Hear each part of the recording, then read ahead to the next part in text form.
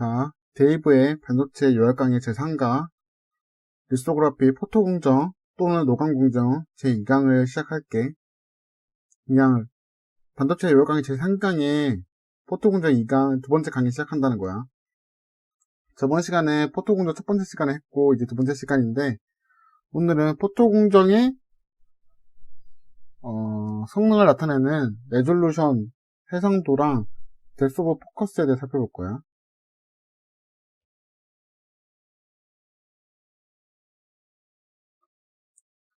자, 레졸루션이 뭐냐. 쉽게 말해서 해상도라는 건데 카메라 많이 달아본 사람들은 알 거야. 카메라 해상도 같은 거야. 카메라 해상도. 그래서 이 해상도가 어떨수록 좋냐고 하면 레졸루션이 작을수록 성능이 좋다고 말해. 이게 왜 작으면 좋은지는 뒤에서 보면 알 수 있을 거야. 정의를 볼게.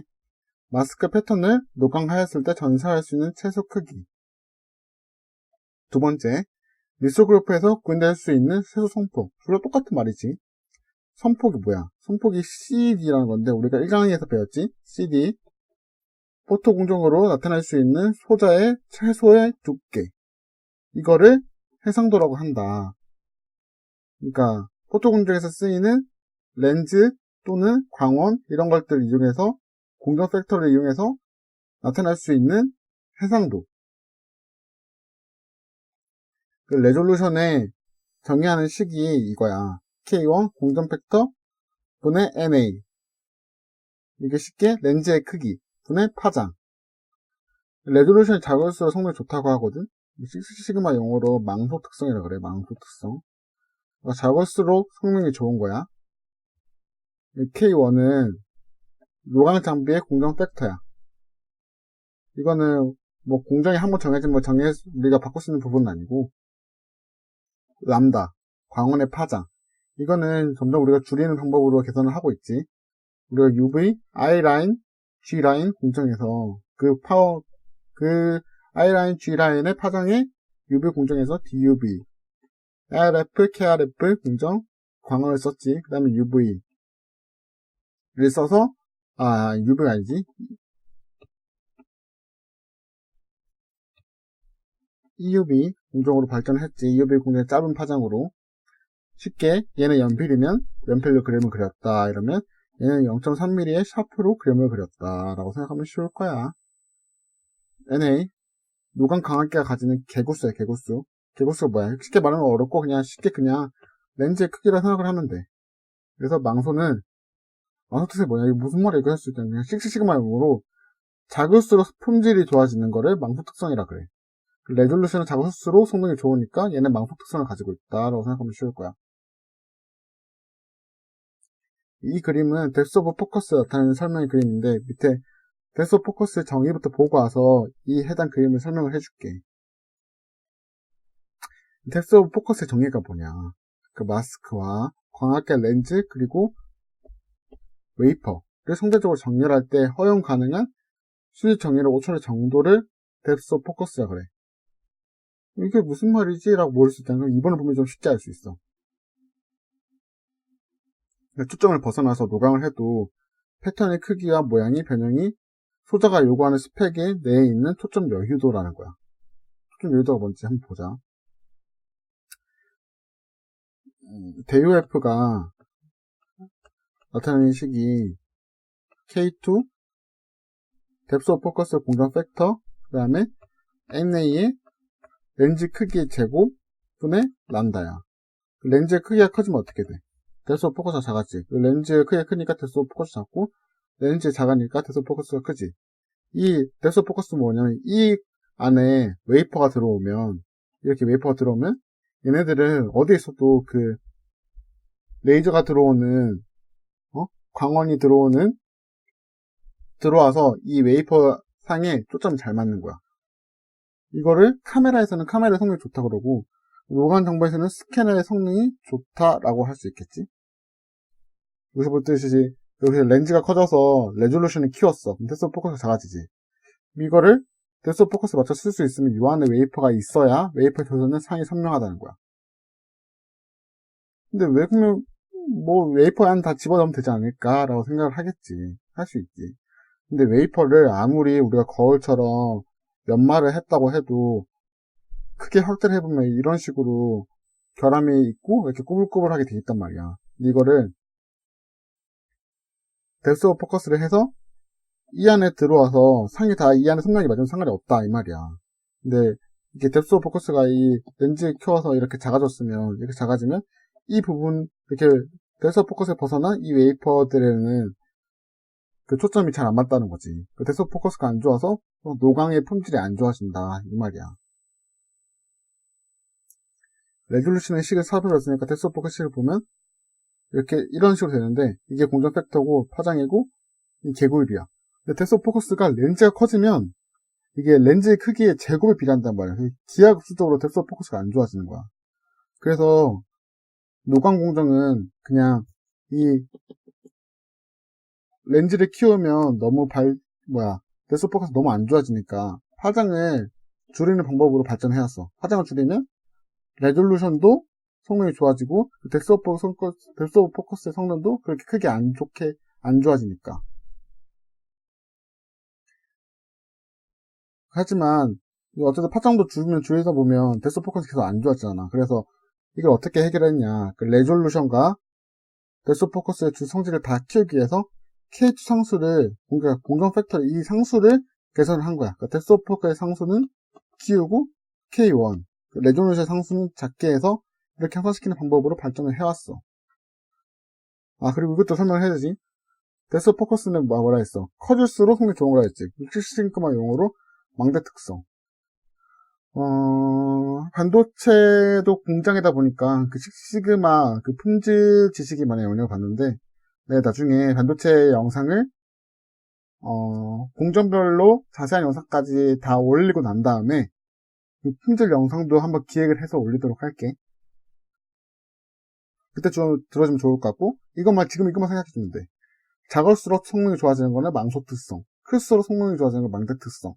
그 레졸루션은 작을수록 좋아지니까 망속 특성, 뎁스 오브 포커스는 커질수록 좋아지니까 망대 특성을 가진다 라고 생각해주면 될 것 같아. 자, 이 그림을 보면 그 뎁스 오브 포커스 이해가 안 됐다면 좀 더 쉽게 이해할 수 있을 거야. 이 안에 있는 거를 PR이라고 보면 돼. 지금은 이 안에 이 정도가 뎁스 오브 포커스니까 이 안에 있는 웨이프 안에 있는 PR에 패턴이 깔끔하게 나온단 말이야. 근데 만약에 렌즈가 커서 뎁스 오브 포커스가 이 정도로 작아졌어. 그럼 이 부분은 상이 선명하게 안 맺히겠지. 그러면 품질이 안 좋아지겠지. 그래서 레졸루션 키워서 뎁스 오브 포커스의 마진이 작아졌다 이러면 우리가 할 수 있는 가장 좋은 방법은 웨이프의 품질이 엄청 좋아서 이게 빤빤해가지고 모두 다 이 안에 들어오면 되겠지. 그래서 이 뎁스 오브 포커스의 작은 걸 해결하기 위해서 CMP 공정이 도움이 된 거야. 그러니까 웨이프 표면이 이렇게 꼬불꼬불한 거를 이렇게 레졸루션 사이에 안 들었는데 이 사이에 이렇게 빤편하게 CMP를 해가지고 이런 마진이 작은 뎁스 오브 포커스 안에 이 웨이퍼가 다 들어올수록 한 거지. 그러니까 레졸루션이나 뎁스 오브 포커스를 어떻게 향상시켜 왔냐. 그걸 보면 NA 증가는 앞에서 말했다시피 고경클 렌즈를 고비용으로 비현실적으로 비싸기도 하고 뎁스 오브 포커스가 너무 기하급수 감소해. 말했지. 레졸루션은 K1 공정 팩터분의 NA분의 람다인데 뎁스 오브 포커스는 K2 NA 제곱이었잖아. 그러니까 이게 제곱이 있으니까 기하급수적으로 뎁스 오브 포커스가 안 좋아지는 거야. 그래서 요 파장을 감소시키는 방향으로 발전을 한 거지. 그래서 주로 파장이랑 K, 공정 팩터를 개선시키는 방향으로. 그래서 광원은 우리가 앞에서 1강에 설명했지만 포토 공정의 파장을 줄이기 위해서는 세 가지를 해야겠지. 광원, 당연히 KRF, ARF가 같은 광원이 필요하겠지. 우리 UV 공정에서는 I라인, G라인 썼는데 이거를 개선시켜서 KRF, ARF 쓰니까 새로운 광원이 같은 수은광이 필요할 거고, 당연히 우리가 UV에서 썼던 거와 달리 DUV PR이 새로 필요할 거고, 그리고 설비, NR이 D랑 I랑 했을 때 스태퍼를 썼지만 지금은 스캔을 쓴다 했잖아. 이렇게 광원, 새로운 PR, 설비 개발이 필요할 거고, 하지만 파장을 계속 줄인 데는 힘들지. 한계가 있고, 그래서 어떻게 감소시켰냐. UV, I라인, G라인에서 DUV, ARF, KRF 쓰고 지금 EUV를 쓰려고 하고 있다. 지금 2020년 현재 삼성에서 7나노미터 공정기를 할 때 쓰고 있다 라고 생각하면 될 것 같아. 하지만 레졸루션이랑 데스 오브 포커스를 둘 다 잡기 위해서 우리가 공정 팩터를 계산을 했다.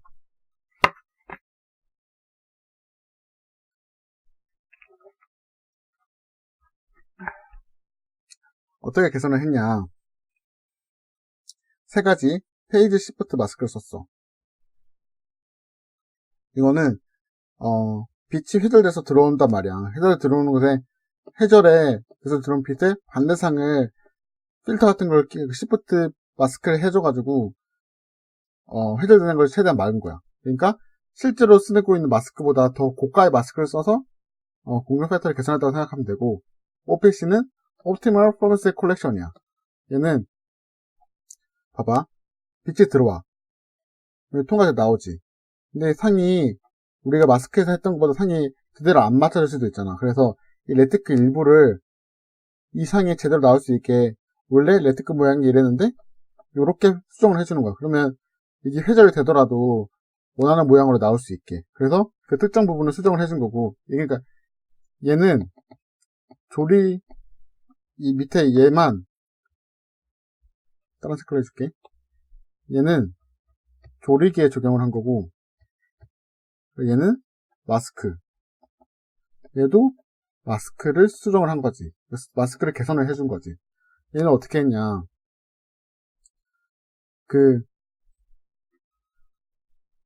오프 엑시스 일루미네이션이라고 이렇게 위에 조리기가 있어. 조리기 가운데 부분을 막아버리는 거야. 왜냐면 렌즈 빛이 이렇게 들어와서 퍼지는 부분을 최소한 막기 위해서 가운데 부분에 조리기를 막아버리고 이 끝에 있는 빛을 이용해서만 그러니까 빛을 통과시켜서 회절 형상을 최대한 줄인 거야. 뒤에서 자세히 설명을 해줄게. 다시 그래서 앞에서 개발했던 거 레졸루션식이 이거고 뎁스 오브 포커스식이 이건데, 레졸루션 망토 특성을 가지고 있고 뎁스 오브 포커스는 망토 특성을 가지고 있다. 그래서 양날의 검과 양날의 방패다. 이 말이 맞나? 어쨌든 둘이 하나를 좋아지면 하나 나빠지고 하나가 나빠지면 하나가 좋아진다. 그래서 우리가 이게 스태퍼 사진인데 그 스태퍼에서 어떻게 했냐, 여기 보면 이 조리개를 가운데를 막아서 이쪽으로만 빛을 써가지고 오프 엑시스 일루미네이션을 해서 회전해서 채널을 줄이고, 그 페이스 시프트 마스크 우리가 굴절을 변경을 해서 상을 변경을 해가지고 좀 비싼 마스크를 써서 또 회전을 좀 줄이고, 옷 때문에 말 잘못했어. 그건 나 방금 설명한 거 다시 설명해줄게. 다시 페이스 시프트 마스크는 그 회절되는 상이 들어올 거냐. 그 회절된 부분의 반대 위상에 상을 시프트를 해줘가지고 굴절을 변경해서 상을 변경시켜 준 거야. 그리고 옵티멀 프록시미티 컬렉션은 그 마스크에다가 이 네모나게 나와야 되는데 이상하게 나왔어. 회절이 이상하게 나와. 그래서 마스크 모양을 이런 식으로 살짝 바꿔가지고 제대로 상인 네모가 나오게 만들어준 거야. 이거 두 개 다 이 세 개 다 하는 목적이 뭐다? 얘는 조리개, 얘는 마스크에 적용을 하는 이유가 해상도랑 뎁스 오브 포커스를 해상도를 망소시키고 뎁스 오브 포커스를 망대시켜서 성능을 키우기 위해서다. 이거 앞에서 이렇게 설명했는데 똑같지? 빛은 좁은 공간을 통과할 때 회전을 해. 이게 마스크야, 마스크. 마스크는 좁은 공간을 계속 통과해서 빛이 통과하지 회전을 해. 근데 회전을 하는데 요 가운데만 현상을 해야 되는데 이 빛이 퍼지면서 옆 부분들만 현상하고 막 그럴 거 아니야. 이제 옆 부분이 그런 것도 문제인데 빛이 퍼지면 어떻게 돼? 여기 들어오는 힘이 약해지겠지. 그래서 여기가 그 현상이될 부분에 현상도 잘 안 돼버리는 거야. 한번 읽어볼게. 빛이 좁은 걸 통과하면 회전 특성이 나타나. 퍼지면서 다른 걸 파괴하는 것도 문제지만 빛이 퍼지면서 빛의 힘이 약해져서 현상돼야 될 부분도 현상이 안 되는 것도 문제다. 그 페이스 시프트 마스크, 레티클에 적용을 한다. 뭐 이거 앞에서 계속 설명 갖고 옵티멀 퍼스널 컬렉션 레티클에 적용을 한다. 이게 우리가 DUV 쓸 때 쓰는 스캐너지. 그래서 옛날에는 이렇게 EUV 이쪽 빛을 쓸 때는 이쪽 람다의 빛을 쓸 때는 UV를 썼고 I라인 G라인이지. 여기는 KRF, ARF 쓸 때는 DUV를 쓰고 이제 차세대는 차세대 장비로 EUV를 쓰려고 한다. 이게 되지?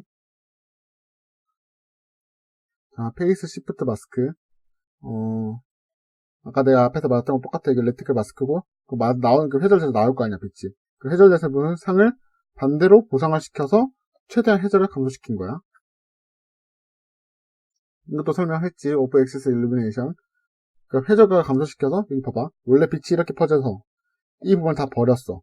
근데 요 부분 조리개로 여기를 막아. 그럼 빛을 요 끝에 부분만 들어오게 해가지고 이 밑에 렌즈도 꺾는 거야. 꺾어서 빛이 이렇게 들어올 거 아니야. 요 부분에 나가는 빛은 어쩔 수 없어. 한쪽 나오는 새는 빛은 버려.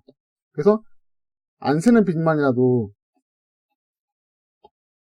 요만큼의 빛이라도 이렇게 집중을 시킨 거야. 여기서는 빛이 이렇게 오른쪽 생기니까 이 빛이 되게 약해서 빛의 강도가 약했단 말이야. 근데 요 빛만 쓴 게 아니라 이 정도의 빛을 쓰면서 이 부분을 같이 모으니까 빛의 강도가 전부 다 강해진 거지.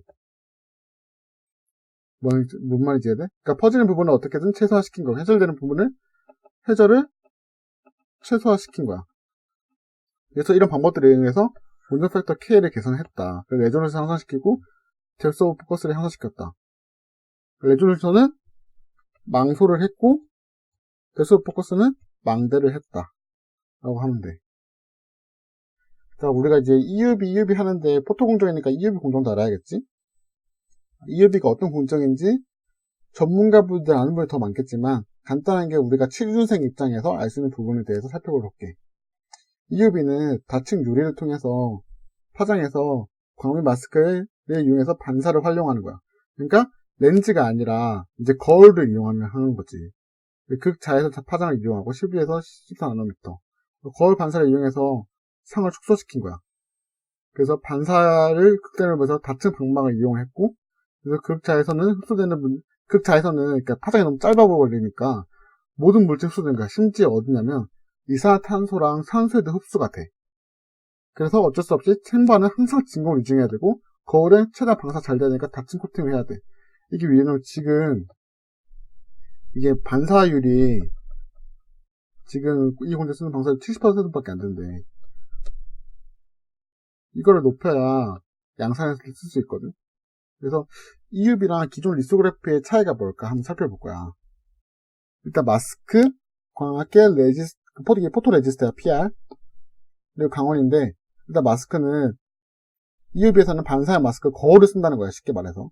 기존 리소그래피에서는 투과형 마스크를 쓴다는 거고 기판은 기존 리소그래피에서는 쿼츠 기판을 쓰는데 LTEM을 기판을 쓰는데 그러니까 반사해야 되니까 그런 거고 EUV 반사를 위해서 LTE 기판 쓰고 쿼츠 기판은 크롬을 썼다는 거야. 1강에 설명했던 거 들을 거야. 마스크에 빛이 반사해야 되는 부분을 이렇게 그림을 그렸을 거 아니야. 그릴 때 이게 빛을 통과시키지 않아야 되는 부분을 크롬으로 반사시켜서 만들었다는 거야.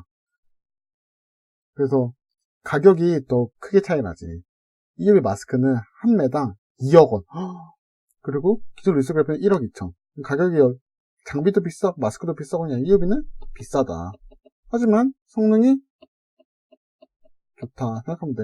이거는 광학일 렌즈야 거울 말하는 건데 EUV에서는 반사형 강화제 거울을 썼다는 거고 초과형 강화체 렌즈를 썼다고 생각하면 쉽고 포토 레지스트는 당연히 EUV는 POR에 개발이 돼야겠지. 고감도 고해상도. 왜냐면 파장이 짧으니까. 기존 리소그래피는 화학 증폭용 DUV 레지스트를 써야 되고 광원은 시선 나노미터 파장의 EUV를 써야 되고 DPP, LPB 등의 플라즈마 강원을 써야 돼. 기존 리소그래피는 157, 194, 248의 DUV 그리고 특성 강장 파장 나타내는 레이저 강원 KRF, ARF를 써야 된다는 거지. DPP는 주석, LPP는 제논을 이용한 광원을 썼다는 거야. EUV 하는데 EUV의 장점이 뭘까? EUV의 장점은 그 짧은 파장으로 해상도를 극대화한 거지. 그러니까 샤프를 이용해서 그림을 그린 거지. 이게 무슨 말인지 이해 안 될 수도 있는데, 그 적은 횟수의 패터닝으로 구현이 가능하기 때문에 공정수 대폭 감소시킬 수 있어. 이게 무슨 말이냐. DUB에서는 100, 어쨌든 140 몇이나 한번 보고 올게. 잘 모르니까 기다려봐. 여기 보면 148.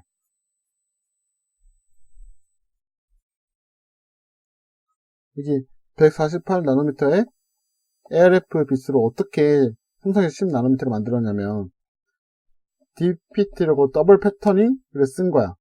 근데 이렇게 DUB에서는 이렇게 적은 횟수로 10 나노미터를 만들기 위해서 ARF 빛과 이멀전과 QPT라는 공정을 이용해서 10 나노미터의 반도체를 만들어냈단 말이야.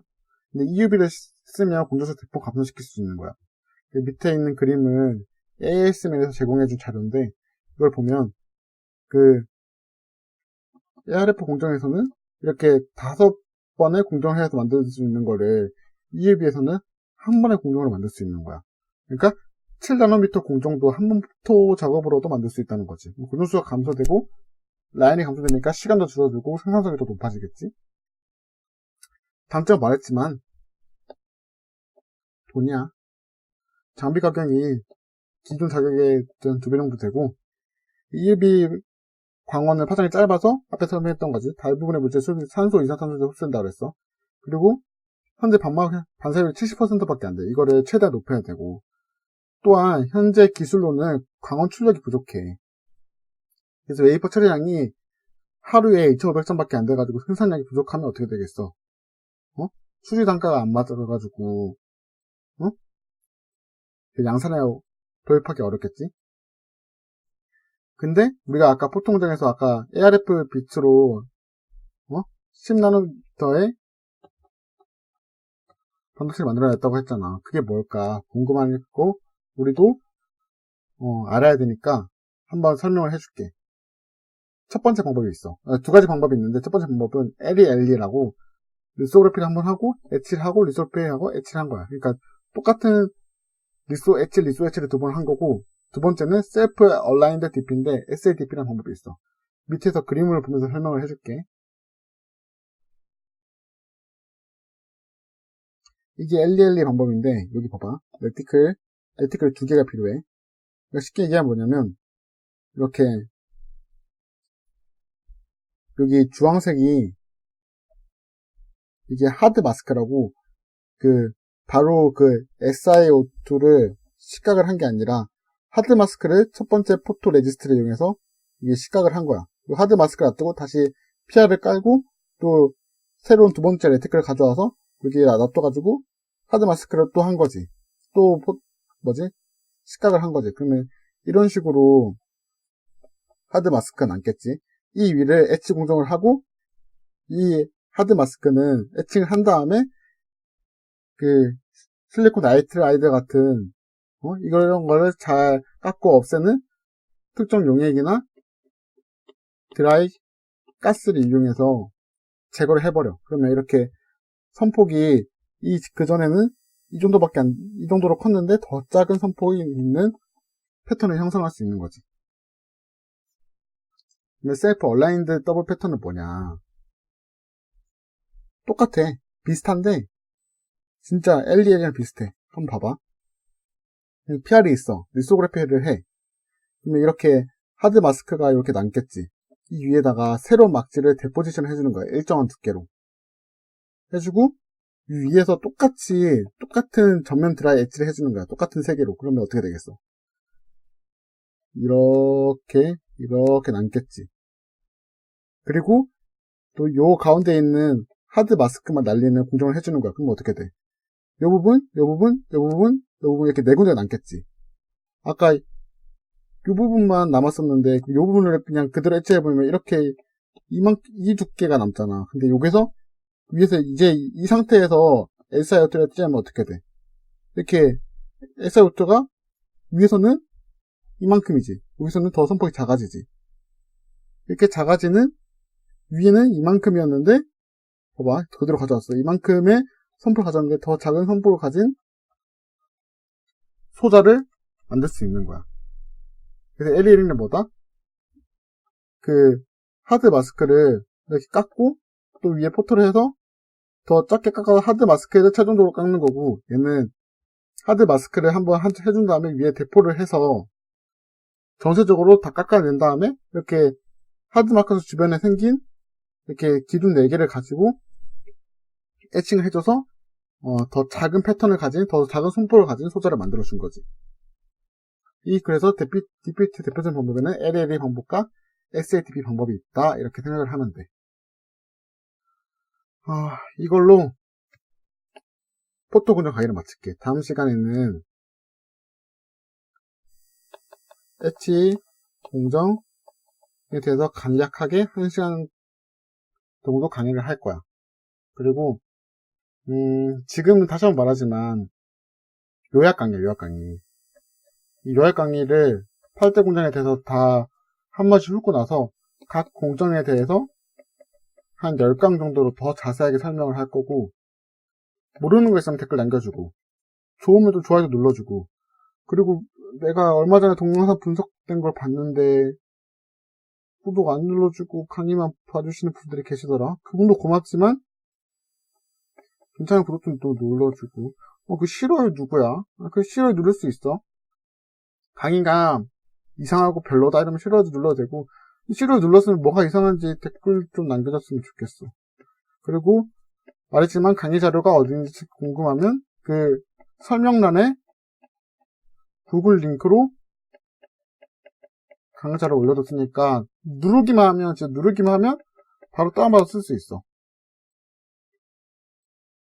진짜 구독, 좋아요, 추천 부탁하고, 그 주변에 반도체 공부하는 친구들한테 무료 강의니까 도움 될 거라고 꼭 봐달라고 해줘. 지금 가장 8대 공정에서 지금 핫 이슈인 포토 했으니까, 이거 만약에 지금 이 시점, 내가 하는 시점에 어제 AMK 냈고, 나도 AMK 냈고, 그리고 PSK 냈고, 그 캐논 쌤이 냈어. 이렇게 반도체 CS 엔지니어나 필드 엔지니어, 그리고 공정개발 엔지니어 갈 때 포토 공정을 안 물어볼 수가 없단 말이야. 물어보면 내 강의 듣고 더 필요한 걸 찾아가지고 대답을 하면 될 거야. 지금까지 강의 들어서 고맙고, 싫어요든 좋아요든 어떤 관심이든 고마워. 나는 이 강의를 준비해서 나도 발전했고, 여러분도 나랑 같이 발전을 같이 했으면 좋겠어. 감사합니다.